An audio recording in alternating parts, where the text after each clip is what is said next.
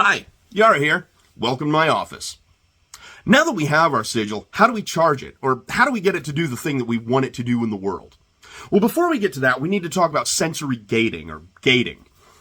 In the past, this mental state has often been referred to in the magical community as gnosis, but that's a bit of a misnomer, as it comes from the ancient Greek meaning knowledge, and while knowledge is certainly attainable in this mental state, that's not the best way to describe it. Sensory gating refers to the neural process of filtering out redundant or irrelevant stimuli that reaches the brain.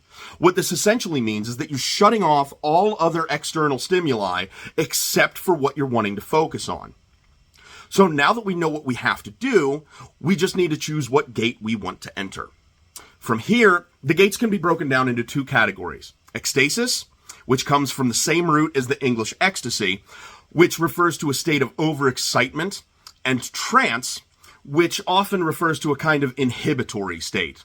So ecstasis can include such things as dancing, physical pleasure, hyperventilating, exercise, or any other activity that overloads a particular sense. Trance, on the other hand, inhibits particular senses rather than exciting them. So these can include sound or object concentration, where you're focusing on a particular sound or an object and shutting off everything else. It can include sleep deprivation, meditation, or fasting. Chemical gating often refers to the use of external substances, which can induce these mental states, and could include things like caffeine or other stimulants in order to induce ecstasis, or depressants such as chamomile tea or alcohol in order to induce a trance state. So once you've decided what gate to use, now it's time to charge your sigil.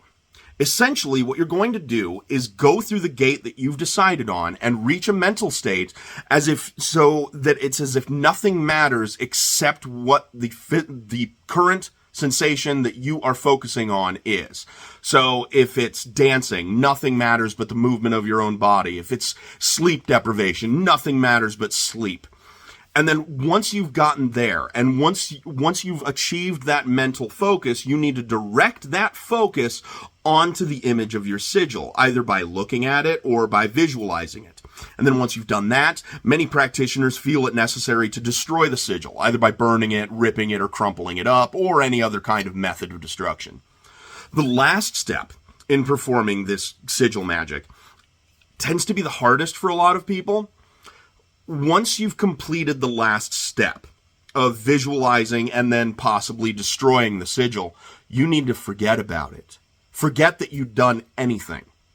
The reason for this is something that's called lust for result. Lust for result ruins your chances of success. Just like when you're doing something like trying to quit smoking, or trying to lose weight, or trying to get into shape, telling people that you're doing these things often replaces and supplements with a feel-good sensation, the same kind of sensation that you'd get by attaining that goal. So rather than obtaining the goal, you get those same feel-good sensations and everything by telling people rather than achieving it, which ruins your chance of success. So if you're trying to obtain what you want, you need to completely forget that you've done anything. And this comes a lot easier when you sigilize a lot. When you do a lot of sigils, the more you practice, the better you get. And through sensory gating, what you're achieving is bypassing the so-called psychic filter between your conscious and your subconscious mind.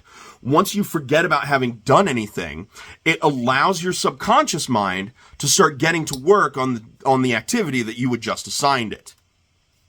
And that's all there is to know about performing basic sigil magic. So get out there, achieve your goals, and remember, don't take yourself or your magic too seriously.